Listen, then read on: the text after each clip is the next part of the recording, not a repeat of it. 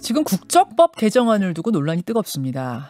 여러분 영주권자는 뭔지 아시죠? 그러니까 외국인 체류자 중에 영구히 이 나라에 살 수 있도록 허락을 해준 사람을 영주권자라고 합니다. 우리 국민은 아니에요. 하지만 영주권을 가졌기 때문에 각종 권리를 누릴 수 있고 대신 4대 의무 중에 국방 의무만 빼고 3대 의무는 져야 합니다. 그러면 영주권자의 자녀는 어떻냐? 부모랑 똑같습니다. 아무리 우리나라에서 태어났다고 하더라도 그 아이들은 영주권만 가진 외국인입니다.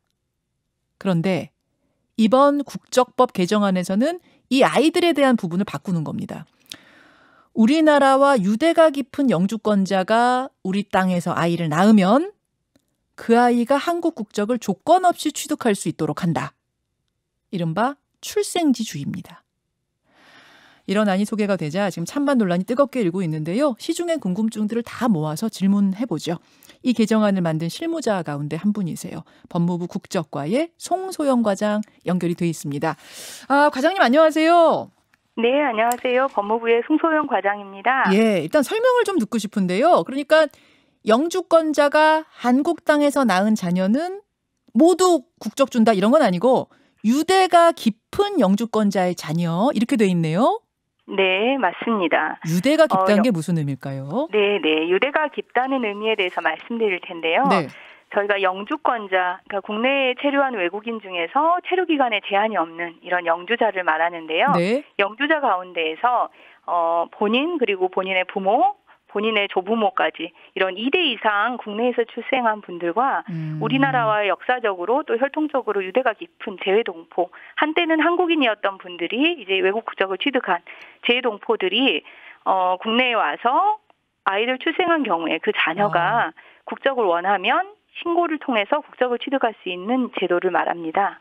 2, 3대에 걸쳐서 계속 국내 출생을 했다든지 뭐 조상이 한국인이라든지 이런 정도의 유대가 있어야 되는 거군요. 네, 맞습니다. 그중에서도 본인이 원합니다 하는 사람이 한해서? 네. 그럼 한 해 몇 명 정도나 그런 식으로 국적을 취득할 걸로 예상하세요? 네, 저희가 사실은 이거는 아까 말씀드린 것처럼 네. 신청에 의해서 신고를 해야지만 되는 제도입니다. 예. 하지만 저희가 이런 대상자를 추산해 봤을 때 1년에 600명에서 700명 정도로 생각을 하고 있습니다. 600명에서 700명의 네. 자녀들이 그렇게 될 것으로. 자녀들이 새롭게 국적을 취득할 수 있을 걸로 예상이 되고요. 지금 법이 시행되면 현재 조건을 갖춘 사람들이 3,900여 명이 됩니다. 예. 그래서 3,900명 그리고 1년에 600에서 700명 정도가 대상이 될 것으로 추산하고 있습니다. 이렇게 개정하는 취지는 뭘까요? 일단 개정하는 취지는 저희가 국내에서 영주권자가 아이를 낳는 경우에 그 아이가 어차피 나중에 성인이 되면 국적을 취득하는 경우가 대부분입니다. 귀화를 통해서. 귀화 제도를 통해서 국적을 취득할 수 있는데요. 네. 저희가 이런 제도를 처음에 생각하게 된 거는 받아들일 대상자라면 좀 더 일찍 받아들이는 것이 개인의 발전이나 국익 차원에서 더 도움이 되지 않겠느냐라는 취지에서 이 제도를 만들게 된 것입니다. 어떤 도움이 될까요? 먼저 저희가 국내에서 출생한 아이들은 보통 한국에서 공교육을 받고 또 한국에서 영원히 거주하겠다는 의사를 가진 사람들인데요. 먼저 국민으로서 공교육을 받고 또 국민으로서 어렸을 때부터 권리와 의무를 가진 국민의 정체성을 심어주면 본인이 사회 정착에 도움이 되고 또 본인의 발전이나 또 국가 차원에서도 온전히 국민으로서 인정하면서 본인에게 병역 의무와 같은 의무도 부여하게 함으로써 이런 국민으로서의 권리 의무를 다 갖게 해주는 거죠. 그래서 그런 부분에서 의미가 있고요. 또 한 부분은 저희가 저출산 사회이기 때문에 국민과 가장 유사한 정체성을 가진 사람들이 조기에 이런 국민으로 편입됨으로 인해서 미래 인적 자원 확보라는 차원에서도 도움이 될 것으로 기대하고 있습니다. 어차피 나중에 귀화 신청을 해가지고 한국인 될 건데 그냥 어렸을 적부터 한국인으로 키우는 게 낫지 않겠느냐와 저출산 해결 두 가지 문제가 이 법 개정의 취지다. 네, 그렇게 말씀드릴 수 있습니다. 우려하는 분들, 반대하는 분들이 제기하는 질문이 뭔가 좀 보니까요. 핵심 논리는 이런 거더군요. 국적법이 유대가 깊은 영주권자들을 대상으로 하게 되면 결국 대상자의 95%가 중국 동포더라. 흔히들 조선족이라고 부르는 그분들. 근데 이분들 한국에서 돈도 벌고 각종 혜택도 누리지만 스스로를 중국인이라고 생각하는 사람이 많더라. 그리고 돈 벌어가지고 중국으로 돌아가겠다고 하는 사람도 많더라. 근데 그분들이 여기서 아이 낳고 각종 교육, 의료, 복지 혜택 다 누리다가 결국은 아이랑 중국으로 돌아가지 않겠느냐? 뭐 거칠게는 먹튀다 이런 막 댓글도 보여요. 근데 그분들 자식한테 한국 국적을 줘야 하느냐? 요게 이제 반대측 논리입니다. 어떻게 생각하세요? 네네. 일단 저희가 여기에 체류하고 있는 외국인 같은 경우에 영주자를 포함해서 네. 어떤 건강보험료라든지 세금 같은 부분, 이 부분과 관련해서는 그 부분에 대해서 본인들도 세금이나 건강보험료를 동일하게 국민과 동일하게 납부를 하고 있습니다. 그래서 그 부분에 대해서는 어떤 국가에서 추가적인 국민들에게 비용이 발생한다는 부분은 조금 어폐가 있고요. 지금 영주권자도 3대 의무를 다 지죠. 국방의 네네. 의무 빼고 3대는 다 지죠. 똑같이. 네. 예. 네. 그래서 그 병역 의무 부분 관련해서 저희가 말씀을 드릴 텐데요. 네. 이제 가장 우려하는 게 복지만 혜택을 보다가 나중에 가서 국적 이탈을 해버리지 않겠느냐라는 부분을 우려를 하십니다. 그러니까 아들의 같은 경우에 국적 취득해서 네. 한국인으로 혜택 다 보다가 마지막에 군대 갈 때쯤에 나는 한국 국적 포기하겠어. 뭐 중국 국적만 네. 가지겠어. 해가지고 싹 가버리면 어떡하느냐. 이런 얘기들 하세요. 네. 그 부분과 관련해서 제가 말씀드리겠습니다. 예.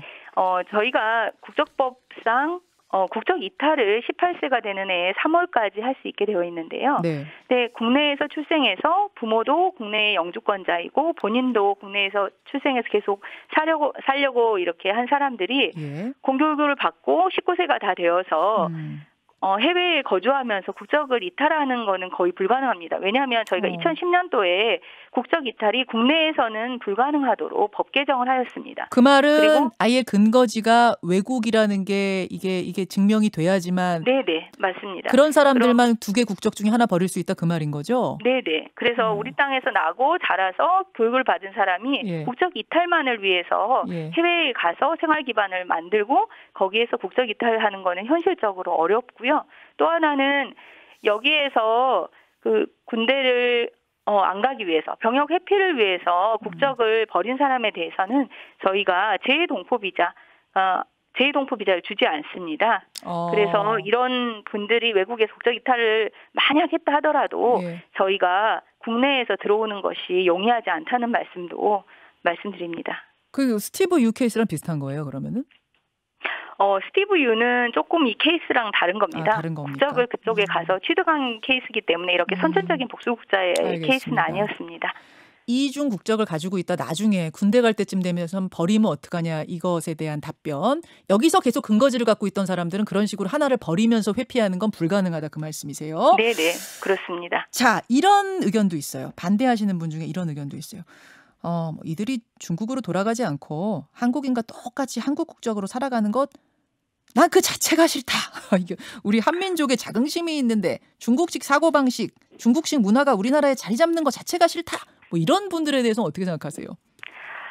일단 저희가 국민의 어떤 사람이 국민인가를 한번 생각을 해봤으면 좋겠는데요. 물론 저희가 지금 현재 국적을 가지고 있는 사람은 당연히 국민이지만 네. 한때는 이 재외동포들이 국적을 이렇게 바꿨던 계기는 여러 가지 이유가 있습니다. 저희가 이제 역사적으로도 구한말이나 일제시대에 이렇게 중국이나 러시아 등지로 가신 분들도 있고요. 네. 이런 분들이 한때는 우리나라 국민이었고 이런 국민들이 다시 국내에 와서 모국을 찾아서 영주 귀국한 후에 정착해서 영주권을 취득한 사람이기 때문에 저희가 이런 외국인을 대상으로 어떤 국적을 부여할 때 그래도 우리 국민과 가장 역사적으로 혈통적으로 정체성이 유사하다고 볼 수 있는 대상자로 생각을 합니다. 그래서 그런 어떤 반대 의견이나 부정적인 의견도 뭐 물론 저희가 다 경청해야 되는 부분이긴 하지만 그래도 저희가 장기적으로 미래를 준비하는 차원에서는 이런 대상자에 대해서 어떤 간이한 제도를 마련할 필요성이 있다고 저희는 생각하고 있습니다. 아직은 확정이 아닌데 일정이 어떻게 되나요? 남은 일정이? 저희가 6월 7일까지 입법 예고 기간입니다. 네. 입법 예고 기간이 끝나면 그때 수렴된 의견을 다 저희가 검토를 해서 이제 법제처에 심사를 의뢰하고요. 그리고 나서 국회에 개정안을 제출하게 되어 있습니다. 알겠습니다. 지금 이제 수렴 기간 중이신 거죠? 네네, 맞습니다. 예. 여러분도 지금 문자들 보내주시면은 저희도 한번 그 의견을 좀 수렴해서 법무부에 전달을 하도록 하죠. 오늘 과장님 설명 고맙습니다. 네, 감사합니다. 예, 국적법 개정안을 만든 실무자 가운데 한 분이세요. 송소영 법무부 국적과장이었습니다. 김현정의 뉴스쇼는 청취자 여러분의 참여로 이루어집니다. 트위터, 페이스북, 레인보우 게시판, 그리고 단문 50원, 장문 100원의 유료 문자 샵 1212, 우물정 1212 통해 참여하실 수 있습니다. 김현정의 뉴스쇼, 여러분과 함께 만듭니다.